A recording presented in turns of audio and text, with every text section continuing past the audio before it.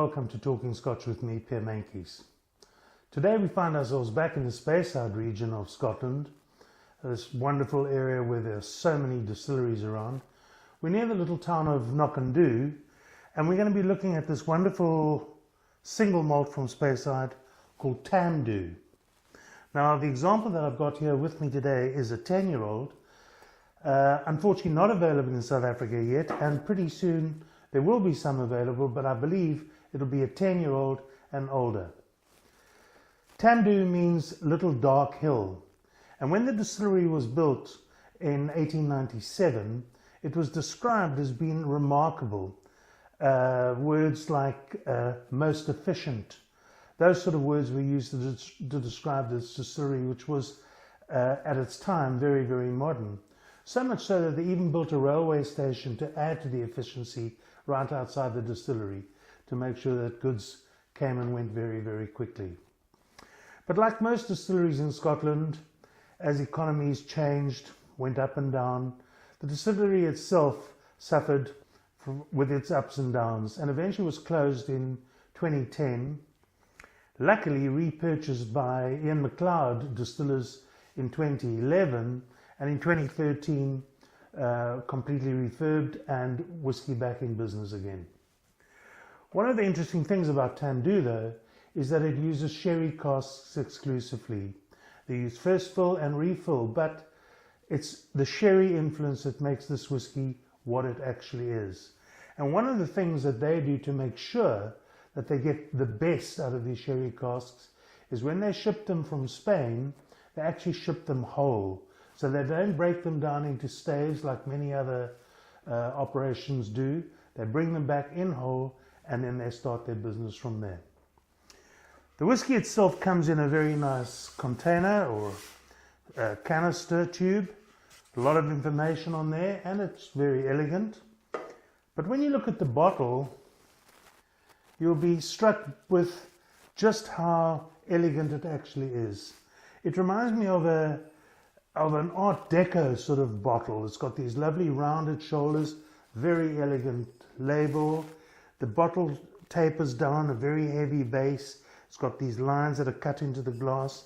And generally speaking, a very, very, very nice presentation, I believe. Almost a perfume bottle looking style of whiskey, which makes it unique in the whiskey business. But not only is the bottle excellent, we're going to have a look and see what's inside and see what that's like. So I've got my tasting glass handy. Pour some Tamdhu into this. And let's have a look and see. First of all, beautiful color, quite light. Nice legs when I give it a little shake up here. On the nose, brown sugar, vanilla, creamy, it's rich, berries, cinnamon, there's a lot going on there. It's very balanced, but a lot going on there. Now what I want to do is taste it. So I'm going to take a drop of water, pour it into the whiskey, again give it a little swirl. That creaminess really comes out. Remember, when we taste it, keep your mouth closed. Swirl, swirl, swirl.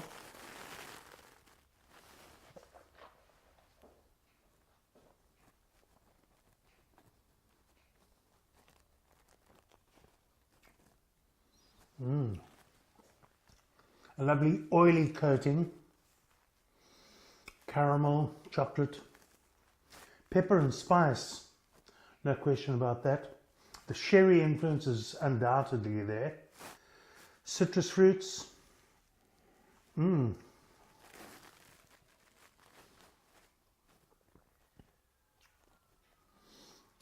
finish is medium. Medium to long. Nice and sweet. Spicy. Fruity. There's no question about that.